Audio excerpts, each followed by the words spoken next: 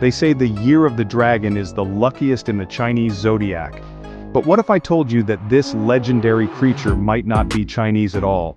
That the dragon's origins could be hiding in a place you'd never expect? And even more shocking, what if the dragon was never meant to be lucky in the first place? Every 12 years the world watches as China erupts in celebration for the year of the dragon. It's a time of fireworks, festivals, and high expectations. Babies born under this sign are believed to be destined for greatness. Businesses thrive, marriages spike, and the whole nation embraces the dragon's power. But have you ever stopped to wonder, why the dragon? Why is this mythical creature, a being that doesn't even exist, the most important symbol in Chinese culture? And more importantly, is everything we've been told about the year of the dragon actually true? In modern Chinese culture, the year of the dragon is a time of hope and renewal, symbolizing strength and prosperity. The truth is, most people know next to nothing about where the Chinese dragon really comes from. We assume it's an ancient symbol of power, but the real origins of this creature are far more mysterious. Some scholars argue that the Chinese dragon might have come from something real, an actual animal lost to time. Others believe its roots lie far beyond China, in civilizations that predate even the earliest Chinese dynasties. And then there's the dark side of the dragon, because while it's seen as a sign of prosperity today, that wasn't always the case. The Chinese dragon has a history of destruction, fear, and even exile from the very culture that now worships it. So how did we get here? How did this once feared beast become the ultimate symbol of luck? Let's start with the basics. The earliest depictions of dragon-like creatures in China date back over 6,000 years to the Neolithic period. Archaeologists have uncovered jade carvings of long, snake-like creatures with distinctive scales and whiskers. The most famous example is the Hongshan culture's pig dragon, a circular jade figure that looks like a mix between a serpent and a pig. Some historians believe that these early dragons were inspired by real animals. Crocodiles, giant lizards, or even ancient species of snakes could have given rise to the myth. Others argue that Chinese dragons were born from something much stranger, dinosaur fossils.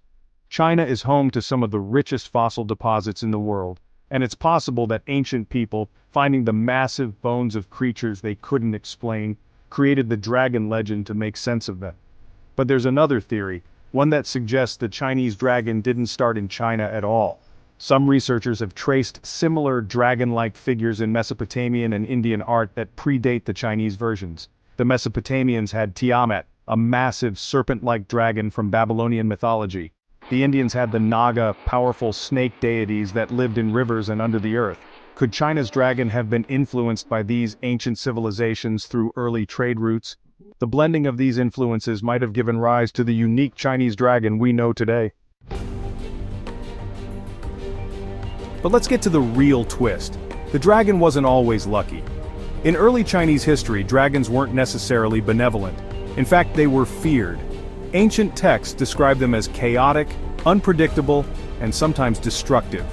The Yellow Emperor, one of the legendary founders of China, was said to have fought a great dragon.